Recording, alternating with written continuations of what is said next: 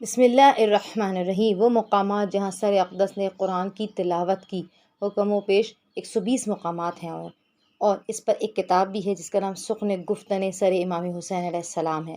یہ کتاب آیت اللہ مرزا علی فلسفی کی ہے، لیکن جو مشہور و معروف ہیں وہ 10 مقامات ہیں جہاں سر اقدس امام حسین علیہ السلام نے قرآن کی تلاوت کی، اور وہ یہ ہیں۔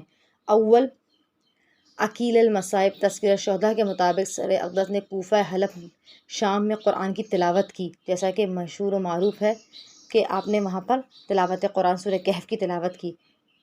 دوہم، وسیلۃ النجات صفحہ 181 مرقات الایقان میں ہے کہ زید بن ارقم کے غرفے کے سامنے آپ نے سورہ کہف کی تلاوت کی، وہ آیات تھی جن کو سن کر سننے والے بھی رونے لگے۔ تیسرا، وسیلۃ النجات ابن شہر عاشوق کے مطابق ہے کہ کوفے کے بازار صرافان میں آپ کا سر اقدس کے قرآن کی تلاوت کر رہا تھا۔ یہ وہ موقع تھا کہ سر اقدس کو ایک درخت سے لٹکایا دیا گیا تھا۔ کیسے لٹکایا گیا تھا کہ زبان میں بیان نہیں کہ اسے بیان کیا جا سکے، لیکن اس مصیبت کو سمیٹ کر قرطاس پر لائے۔ اس مقام پر آپ نے سورہ کہف کی آیات کی تلاوت کی تھی۔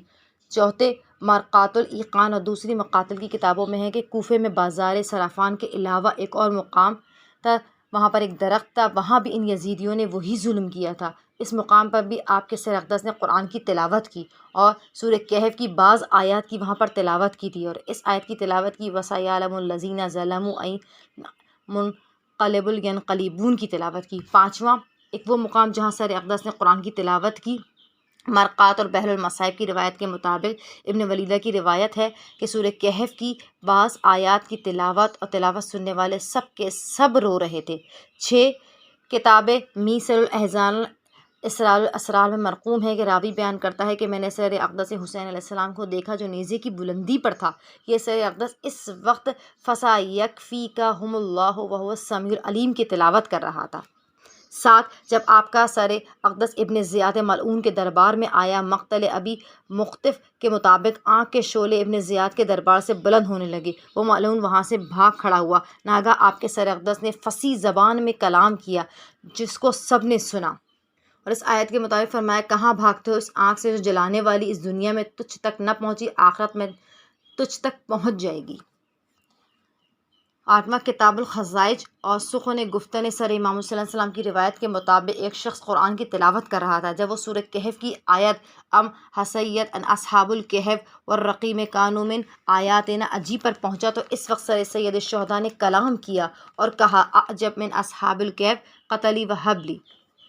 9، مسیر الاحزان اور بحر المصائب میں ہے، وسیلۃ النجات میں بھی ہے کہ سید الساجدین نے یزید سے کہا، میں اپنے بابا کا سر اقدس دیکھنا چاہتا ہوں، تو اس ملعون نے کہا، یہ آرزو کبھی پوری نہ ہوگی، کبھی دیکھ نہ سکو گے۔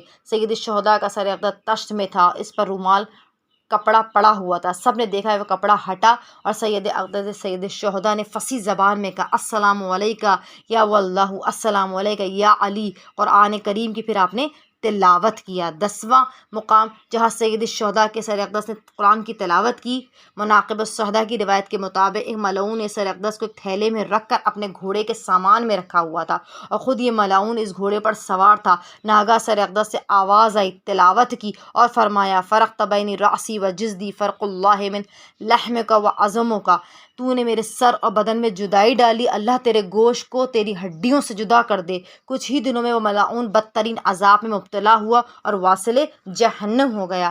بحوالہ کتاب راسل حسین علیہ السلام، وصلی اللہ علی محمد وآل محمد فعجل فرجہم۔